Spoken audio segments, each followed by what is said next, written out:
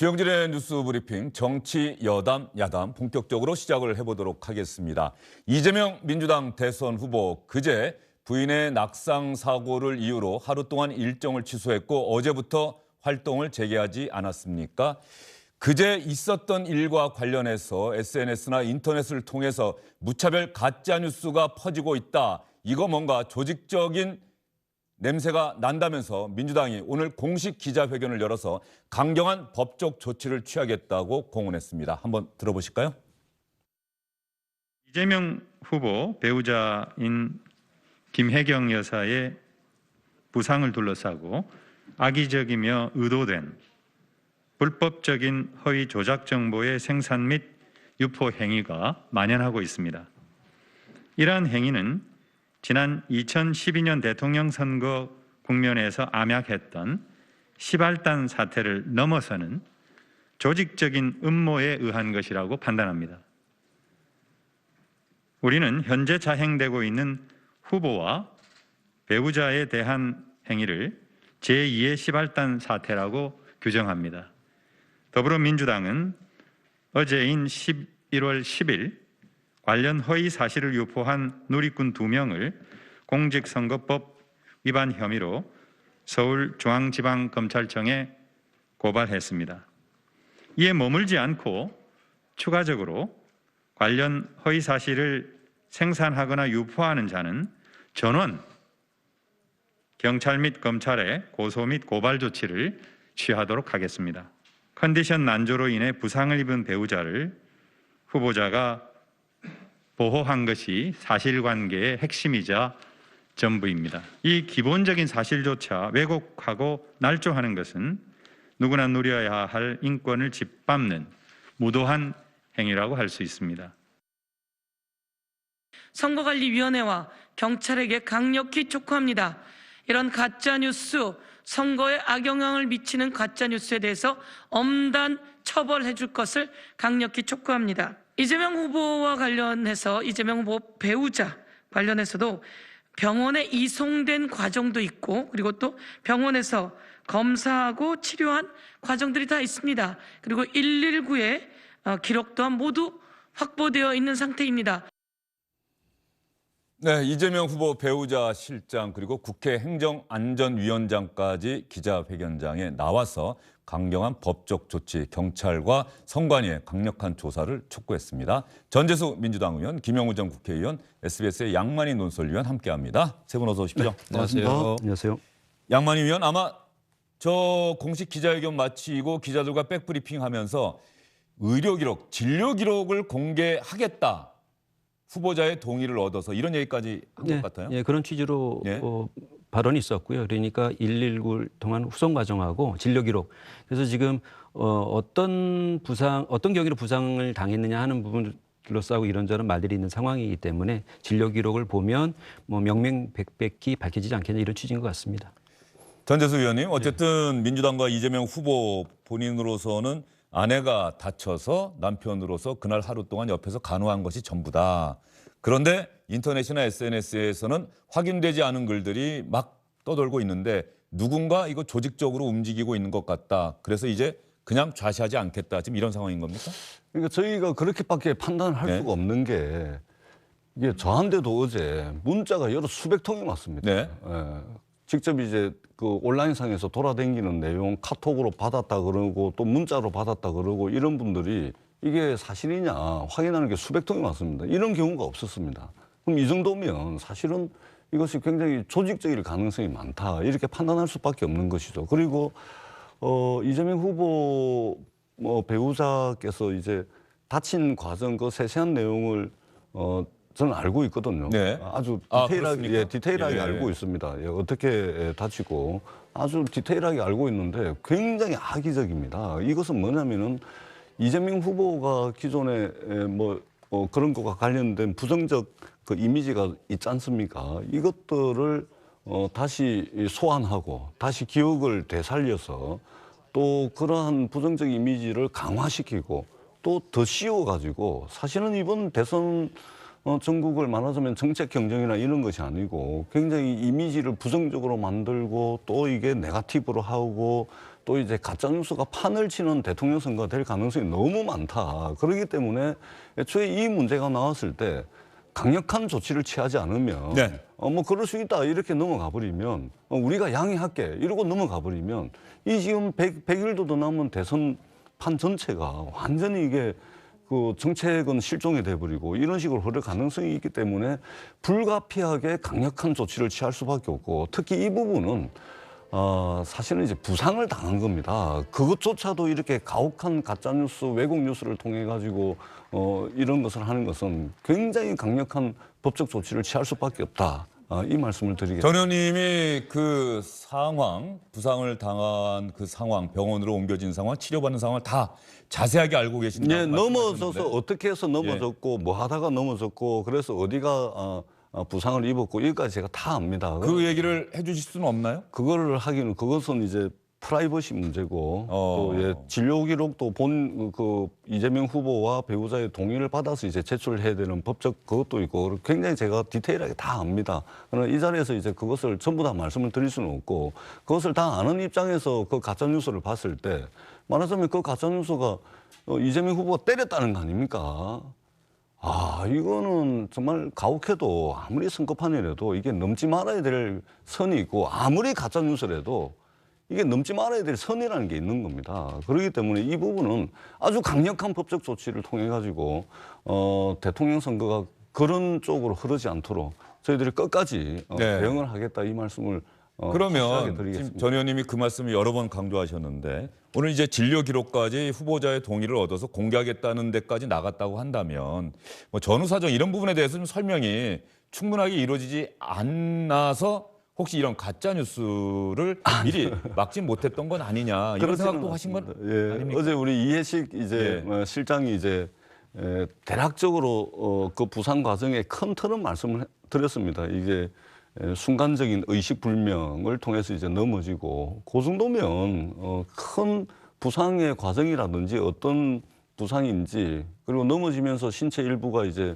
부딪히고 뭐 그런 거 아닙니까? 그래서 그 설명은 전혀 문제가 없습니다. 다만 이제 그 아주 디테일한 부분까지는 다 설명을 드리기는 좀 그렇다 이 말씀을 드리고 저는 정말로 이 대선이 정말로 힘들고 어려운 지금 이 상황을 좀 타개하고 극복하고 비전과 대안을 제시하는 그런 대통령 선거가 됐으면 좋겠다 이런 간절한 바람을 가지고 있습니다. 예, 이런 가짜 뉴스들이 어쨌든 민주당과 이재명 후보 측에서 보기엔 너무나 빠른 속도로 급속도로 확산하고 있다. 여기서 제동을 걸지 않으면 마치 이게 사실인 것처럼 굳어질 위험성도 있다. 그래서 강력하게 법적 조치를 취할 것이다. 예, 제가 국회의원 5년을 하는데 그동안 말하자면 문자 폭탄 저도 많이 받아봤습니다. 많이 받아봤는데 같은 내용의 문자 폭탄을 이렇게 단시간 내에 여러 수백 통이 들어오면 확인해달라고.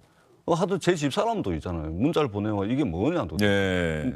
이러고 있습니다. 그렇기 때문에 이거는 어떻게 조직적으로 뭔가 뭐 수사를 통해서 밝혀져야 되겠지만 그렇지 않으면은 이렇게 단시간 내에 광범위한 수준에서 그 SNS 그다음에 온라인상 그다음에 카톡 문자로까지 광범위하게 유포가 됐습니다. 그렇기 때문에 오늘 오전에 이제 행안위 위원들 중심으로 해가지고 고소 고발도 하고 이제 이렇게 저희들이 대응을 할 수밖에 없다라는 말씀. 예, 김영우 전 의원도 혹시 이것과 관련해서 이런저런 내용의 뭐 찌라시라든가 이런 것들 받아 보셨습니까? 많이 받았죠. 김영우 전 의원도 많이 받아보셨어요? 어제 뭐 아침서부터 많이 받았어요. 그래서 이거 정말 무슨 일이 있는 거 아닌가 이런 생각을 할 정도로 굉장히 또 궁금했습니다. 근데 이제 저는 그렇게 봐요. 가짜 뉴스는 물론 나쁜 겁니다. 안 되죠. 그리고 확인 안 된 거를 불특정 다수하게 막 뿌린다든지 거기에 또 자기 생각을 조금씩 얹어서 뿌리는 사람들이 또 있더라고요. 근데 그거는 물론 안 되지만은 가짜 뉴스도 이른바 확대 재생산의 과정을 거치죠. 예, 거쳐요. 조금씩 살을 붙이면은 나중에는 뭐 엄청나게 다른 이제 큰 사건이 되는데 그만큼 이제 우리 사회가 가벼워졌다. 또 가짜 뉴스 이런 그 아주 안 좋은 정치 문화, 정치도 아니죠 사실 이런 문화가 확산되는 것에 대해서는 굉장히 제가 안타깝고 애통하게 생각을 합니다. 하지만 또 왜 이런 일이 또 벌어질까? 또 우리는 한번 또 생각을 해봐야 돼요. 후보가 가지고 있었던 사실 이미지와 리스크가 있었죠. 그리고 이런 일이 있을 때 물론 답답하니까 이런 일을 막기 위해서 재발 방지를 위해서 법적인 조치를 지금 취하겠다. 일면 이해는 갑니다. 개인 프라이버시가 굉장히 중요하니까요.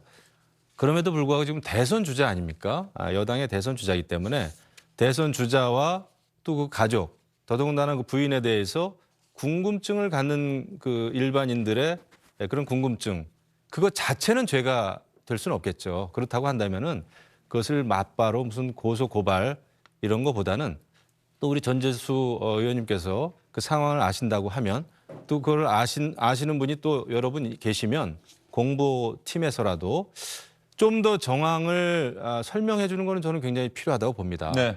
그런 과정 없이 그냥 고소하겠다, 고발하겠다라는 것보다는 오히려 이런 가짜 뉴스를 더 확대 재생산을 막기 위해서라면은 그런 과정을 조금 정말 아주 그 프라이버시를 침해하지 않는 선에서 충분히 기술적으로 할 수 있을 거라고 저는 보거든요.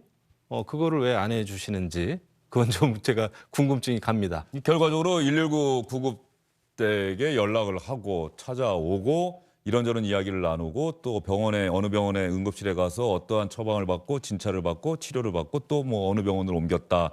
이런 과정들을 뭐 진료 기록과 함께 공개한다면 네. 그 모든 내용들이 뭐 궁금증이나 이런 것들이 풀리는 것 아니겠습니까? 예, 그렇습니다. 그래서 그렇게 오늘 하기로 했고 네. 본인 동의가 필요하고 또 관계기관에서 자료를 또 받아야 되는 아마 그 시간은 오래 안 걸릴 겁니다. 그리고 고소고발이 되면은 수사를 하게끔 돼 있습니다. 그래서 다 드러날 거라는 말씀을 드리고 조금 전에 이제 우리 김영우 의원님께서 네. 뭐 하신 말씀의 취지는 제가 충분히 알겠습니다. 그럼에도 불구하고 저희가 백발양보해도 이거는 오히려 위로받고 그러니까 이게 이재명 후보 남편이죠. 남편이 선거운동하고 지금 경선부터 지금까지 쭉 저 부인에 대해서 제대로 이제 케어가 제대로 안 되는 그런 상황이죠. 또 스트레스 엄청 얼마나 받겠습니까? 그리고 피해자입니다. 피해자인데 피해자를 향해서 아니 돌아봐라. 반성하고 성찰해봐봐라. 왜 이런 일이 생겼는지를 돌아봐라. 이렇게 말씀을 하시는 것은 덧난 상처에 또 소금 뿌릴 수 있다. 뭐 말씀은 제가 어떤 말씀인지 뭐 취지는 이해를 합니다만 그러나 그것은 제가 볼 때는 너무 좀 가혹한 처사가 아닌가 이렇게 생각이 들고요.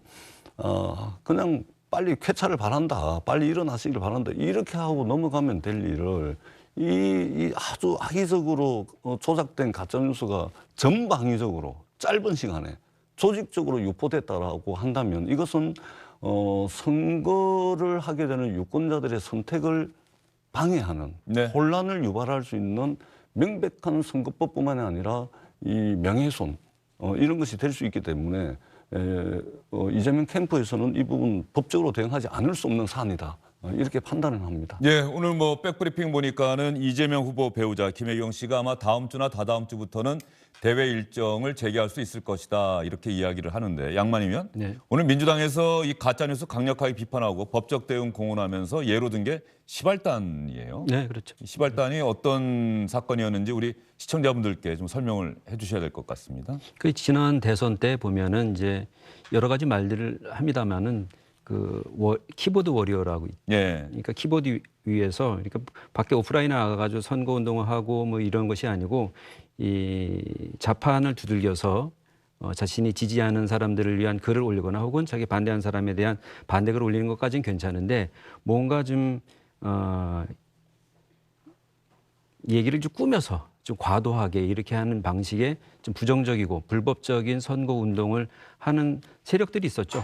이제 그런 부분들 둘러싸고선 정치 진영 간에 뭐 시발단이 뭐 이런 이제 실제 이제 조직 실체가 있었던 것이고요. 그러니까 그런 부당한 불법적인 정치적 그 음모 내지는 움직임이 있는 것 아닌가 이렇게 여당에서는 보고 있는 것 같습니다. 예, 2012년 대선 당시에 인터넷에서 익명으로 암약했던 극우 보수 계열의 댓글 작성 조직 뭐 이렇게 네. 또 인터넷에는 설명이 되어 거기서 있네요. 이제 십자가 알바단 뭐 이렇게 해서 이제 약간 이제 보수 기독 개신교계에 예. 그러니까 알바, 그러니까 돈 받고 사람들 끌어들여서 한 것 아닌가 하는 뭐 그런 논란이 꽤 있었죠. 어쨌든 오늘 이재명 후보 측에서 진료 기록, 의무 기록까지 또 119 소방서와 연락한 기록까지 공개한다면 궁금증, 의혹 이런 것들은 많이 풀리지 않을까 싶은데 그런 생각이 좀 들어요. 왜 진작 이렇게 설명을 더 정확하고 자세하게 못했을까?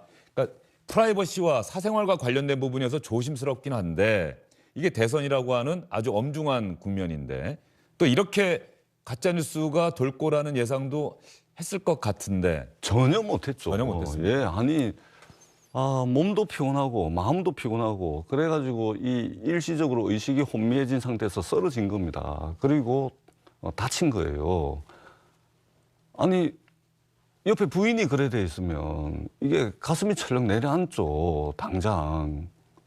근데 이거 뭐 어떻게 하면 가짜뉴스가 생길 거야. 그래가지고 이걸 어떻게 해가지고 의식이 혼미해지고 어떻게 쓰러졌고 어디를 다쳤고 아니 이거를 다 설명을 해야 됩니까? 사람이 다쳤는데. 저는 그런 것들을 오히려 설명이 부족하지 않았냐, 가짜뉴스가 돌지 몰랐냐 이렇게 하는 것은 너무 가혹한 것이 아닌가. 전 의원님 말씀 그냥 부상을 들으니까 당한 충분히 겁니다. 일리가 있는데 예, 부상을 당한 겁니다. 결과적으로 제 말씀은 오늘 의료 기록까지 공개하게 됐잖아요. 예. 그러니까 네. 이런 부분들에 대해서 미리 그날 일정을 다 취소했는데 너무나 기자들이 궁금해하는 건 시민과 국민도 궁금해하는데 정말로 가슴 아픈 일이 있었는데 사실은 이러저러한 과정과 이러저러한 병원에서 이런 치료를 받았습니다라고까지 얘기를 했다고 한다면 이렇게까지 지금 말씀하시는 것처럼 가짜뉴스가 판을 치고 확산하는 일은 막을 수 있지 않았었을까라는 생각을 할 법하지 않느냐 이런 제 질문의 취지는 이겁니다. 예. 그러니까 저희들은 사실은 사람 다친 거 가지고 설마 가짜뉴스라는 게 돌까, 과연. 이게 아무리 선거고 아무리 첨예하게 지금 경쟁을 하고 있는 상황이라 하더라도 이게 사람 다친 거 가지고 이게 가짜뉴스가 과연 만들어지고 유포가 될까 전혀 상상을 할 수 없는 일이죠. 이거는 상상을 초월하는 상상 밖의 일입니다. 그렇기 때문에 저희들이 강력한 법적 대응을 취할 수밖에 없는 것이고 그리고 기왕에 법적 대응을 하면은 사실관계를 있는 그대로 이제 자세하게 자료를 공개를 해야 되겠죠. 그런 절차와 과정상에서 이제 그 관련 자료들을 이제 공개를 하겠다는 것입니다. 알겠습니다. 이재명 후보 측에서 진료 기록까지 공개한다고 하니까 그 기록을 보게 되면은 아마 많은 분들이 이런 일이 있었구나 생각하고 이해하지 않을까 이런 생각이 듭니다. 안녕하십니까, 주영진입니다. 더 많은 뉴스와 라이브 이벤트를 보고 싶으시다면 화면 오른쪽을 눌러서 구독해 주시기 바랍니다. 저희 SBS 앱을 다운로드 받으시면 뉴스 속보 알림도 받아보실 수 있습니다. 텔레비전으로도 SBS 뉴스, 유튜브로도 SBS 뉴스 잊지 마시기 바랍니다.